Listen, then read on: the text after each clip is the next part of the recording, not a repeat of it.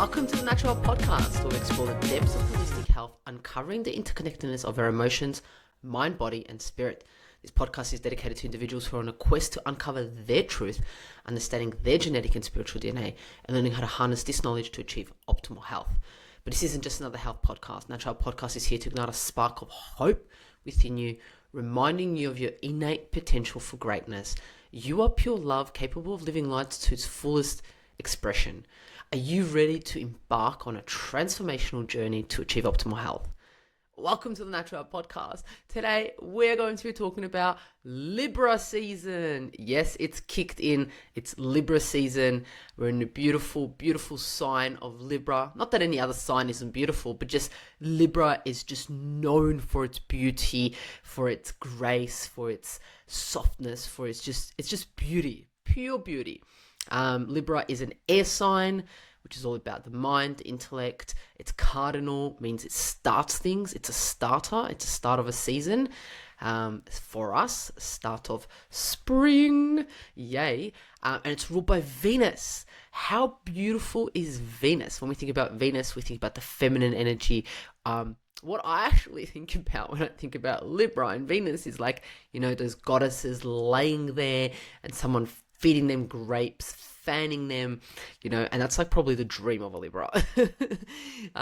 They want balance. They thrive for balance. They thrive for harmony. I mean, they are the scales.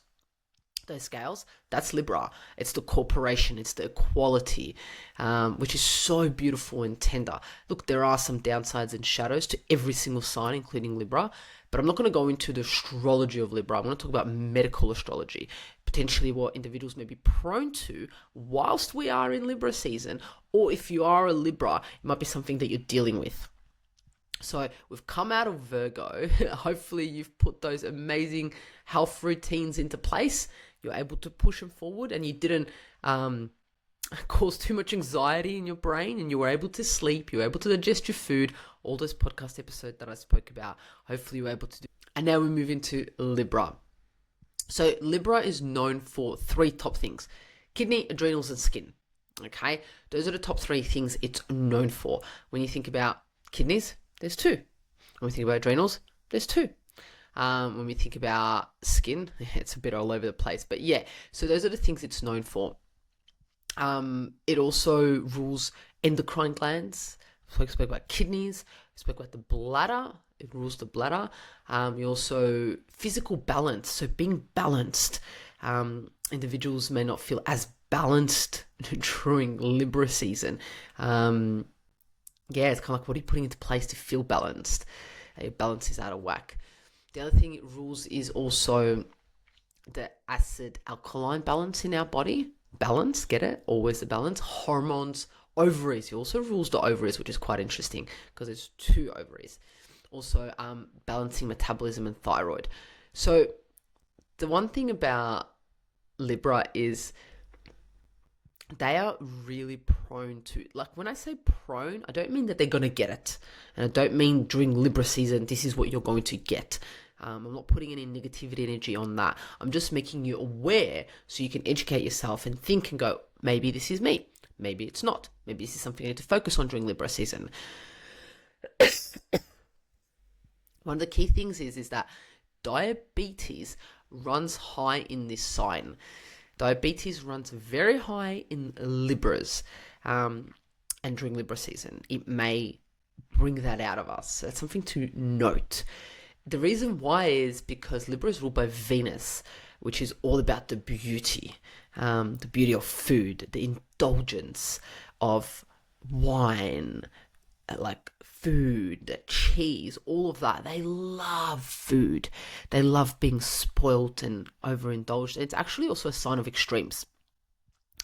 So they go from one extreme to the other, but we'll go into that soon, what we can do about it. The other thing that he may be prone to, or you may be prone to during Libra season, is kidney issues, because there's two kidneys. Libra has two. Balancing those kidney issues. And it's like what comes with kidney issues.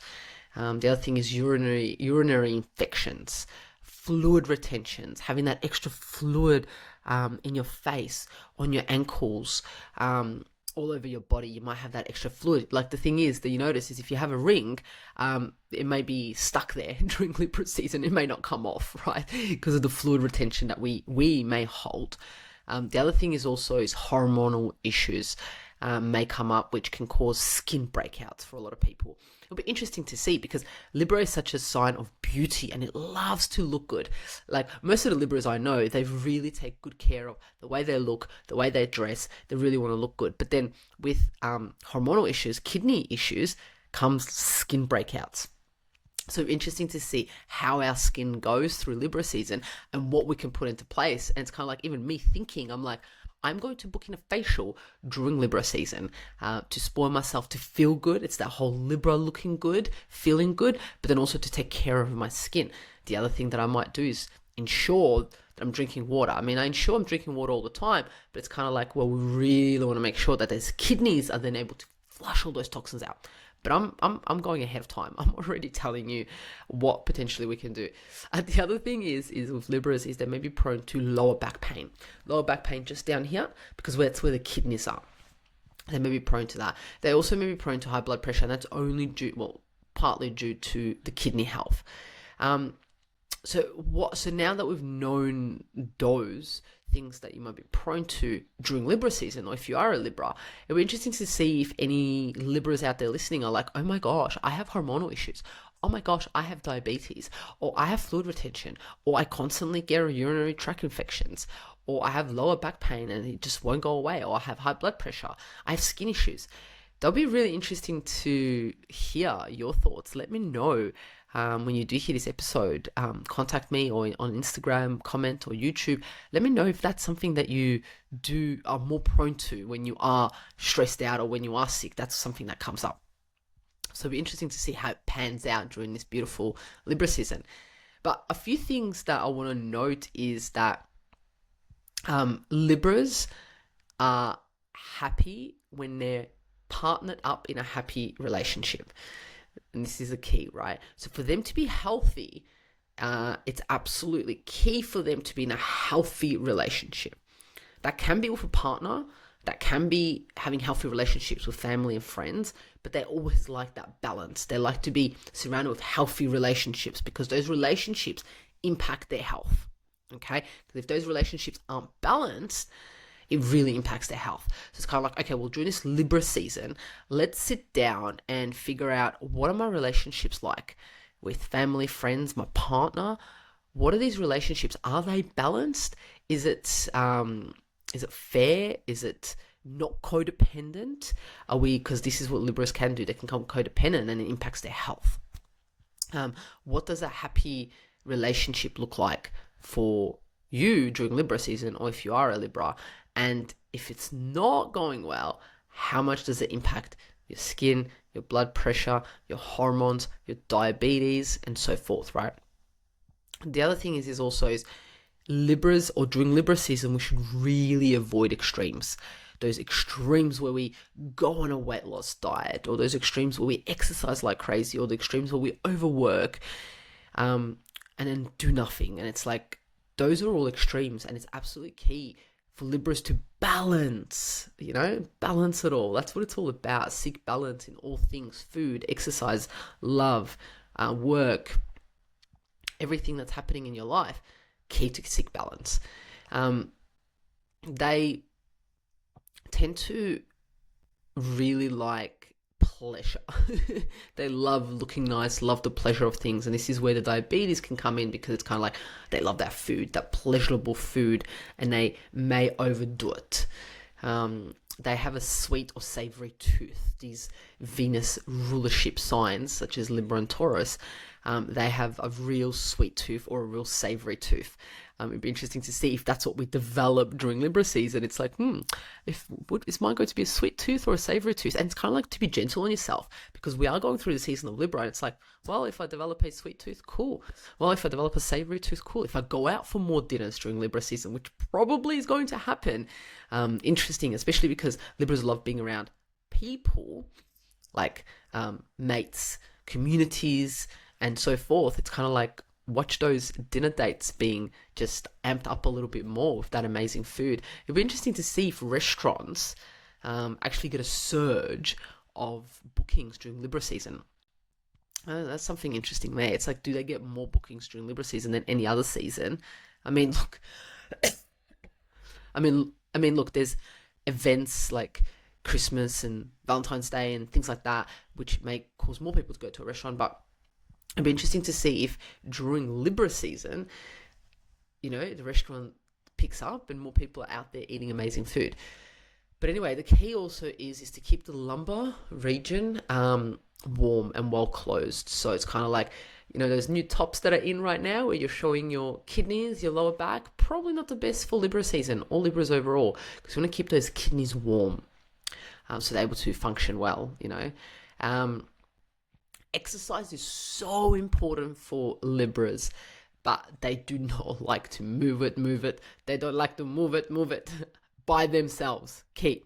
They don't like to move by themselves. So this is where it's key for a Libra to understand that, or us going through Libra season and being like, cool, you know what? I'm going to join a walking club. I'm going to join a running club. I'm going to join that, indoor soccer team. I'm going to join a basketball, volleyball, can join me with pickleball.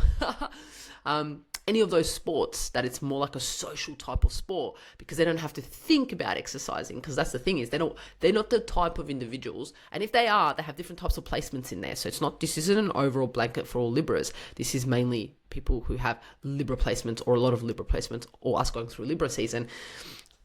You're not going to really be eager to exercise, unlike Virgo season where we're like, yep, we want to go to the gym, we've joined the gym. Now that you've joined the gym, you're going to be like, Libra season comes and you're going to be like, ooh, I don't really want to go unless my mate goes. I'm going to call Bob, Jill, whatever, and be like, hey, you want to come gym with me? And then you're more likely to do it. This is what Libra season's about. They need encouragement, optimism, harmony, and also really nice environment, or else they're just not going to be as healthy or be pushed to be healthy. Music, social interactions, walking, meditation is really important for them. So overall, just to kind of get a bit of a picture of a Libra, is they really like beautiful, nice things, and they like to share it with others. They're not ones to go run by themselves. They're not ones to go to the gym by themselves, but they are happy for others to join them. And they are most happiest when relationships around them are on point, are balanced, are equal, and they feel fulfilled. These are the types of individuals that get people together. They get a group of people together to go for a hike, to go for a walk, and they enjoy that social interaction. And then the benefit is the exercise that comes with it. And like I said to you, they're prone to diabetes. They're prone to kidney issues, high blood pressure with that, skin eruptions, lower back pain, hormones, thyroids, fluid retention, urinary tract infections. So those are the themes that may pop up during Libra season, or if you are a Libra, they pop up all the time for you. So that's kind of wrapping it up a little bit about Libra. Hopefully you got a bit of an understanding of medical astrology and what Libra season may bring to us. Let me know what your thoughts are if anything does come up. Let's move into research now. I love doing this research for this one. I should have done it last week for Virgo season because Virgo rules pets, but I threw it in here because it's so beautiful. It's a research study on dogs. You know how much I love dogs, especially Sadie. I'm so blessed to have her in my life. She's just changed my life. And the way she looks at me, it's so funny. When she looks at me, I get this feeling of like, oh, that's really cute. Oh, look at you. And you just go like gooey. But then I wanted to know, why do we do that? And the research backs it up, which is absolutely amazing, right? So the research study that I want to first go into is called Dogs Gaze at its Owner Increases Owner's Urinary Oxytocin During Social Interaction. It was released in 2009. So oxytocin has been shown to play an important role in social bonding in animals, but also humans. However, it is unclear whether oxytocin is related to interspecies social bonding. In this study, to examine the possibility that urinary oxytocin concentration of owners were increased by the dog's gaze, perhaps representing social attachment to their owners.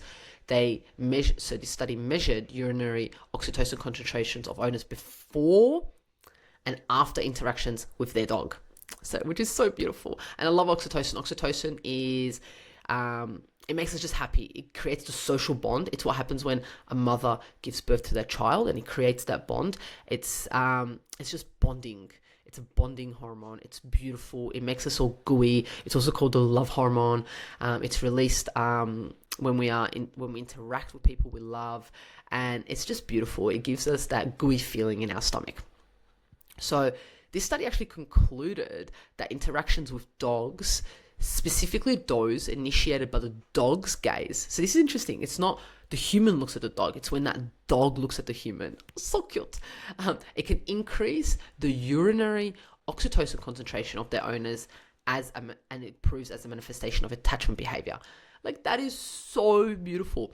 So this is saying that if your dog looks at you and you look at it, you literally get a surge of oxytocin in your body. The neurotransmitter is flooded throughout your body, and you feel love. You literally feel pure love. So next time you're feeling down or angry, upset, if you have a dog, it's interesting. This is saying your specific dog, but there's also other research studies showing that it can potentially be any dog. But this is specific talking about your dog. So if you are a dog owner, next time just look at your dog. And I know you probably do, but this research is just showing that exactly what you're feeling is exactly what is happening. That gooey feeling is the oxytocin flood through our body. The other thing is also, I looked at another study. It looked at oxytocin and cortisol levels in dog owners, and their dogs are associated with behavioral patterns. And exploring a study, it was released in the Frontiers of Psychology in 2017. And it says here that they've previously shown that dog owners' interaction results in increased oxytocin level in the dogs and owners, also decreasing cortisol levels in owners, but increasing cortisol levels in dogs. So this is interesting because this is saying that they've proven that it actually increases oxytocin looking at dogs and decreases our cortisol. How many of you are running around with cortisol through your roof?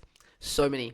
It's causing stress, it's causing anxiety, and we can just look at our little dog. Anyway, so his present study aimed to further investigate whether the oxytocin and cortisol level in the previous tested owners and dogs were associated with their behavior during interaction experiment. In conclusion, oxytocin and cortisol levels, both in dogs and their owners, are associated with the way the owners interact with their dogs and also the behaviors caused by the interaction. So it's not just you looking at your dog, it's also the interaction that you have with them. Which absolutely makes sense, right? So this is literally showing to us that if we treat our dogs right, they will treat us right. They will reduce our cortisol and increase our oxytocin. I mean, if there was a pill that I was selling to you and saying it's going to reduce your cortisol and increase your oxytocin, you would buy it off me right now. I know you would buy this pill off me right now. And I'm here telling you, there's no fucking pill. It is your dog. Look at your dog. It will decrease your cortisol, increase your oxytocin, and just make you a healthier individual.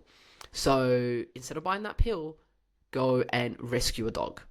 I didn't say buy a dog. I said go rescue a dog and put in the work and save a dog, because oh my God, don't even get me started. There's so many dogs out there that need saving, that need a home. And if you have the time and space, the energy, also the finances to do that, think about it, because it's so beautiful. And at the end of the day, it's going to benefit your health. So if that's your goal and a dog is able to assist, why not? So I've proven to you here with 2 research studies that dogs' gazes and the way you treat them and looking at them is going to raise your oxytocin, reduce your cortisol, make you a healthy individual. There you go, you have it. Thank you so much for joining us on Natural Health Podcast. And remember, you are pure love, capable of living life to its fullest expression. Content and information provided here is opinion of Mihaela and is for information purposes only and does not constitute medical advice. It is not intended to provide medical advice or take the place of medical advice or any current treatment you're undertaking. Consult your own medical professionals for any medical issues that you may be having. This entire disclaimer also applies to any guests or contributors to the Natural Health Podcast.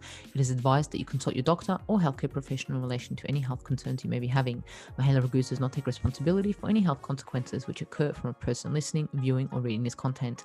Under no circumstances shall the Natural Podcast, Mihaela Raguse, any guests or contributors to the Natural Podcast, or any employees, associates, or affiliates of Mihaela Raguse be responsible for damages arising from the information provided on the Natural Podcast. By listening to this podcast, you agree not to use this podcast as medical advice to treat any medical conditions in either yourself or others. Please note, if you're taking prescription, do not stop your medication or start a new protocol, including but not limited to supplements, diet, lifestyle changes without consulting a doctor or healthcare professional.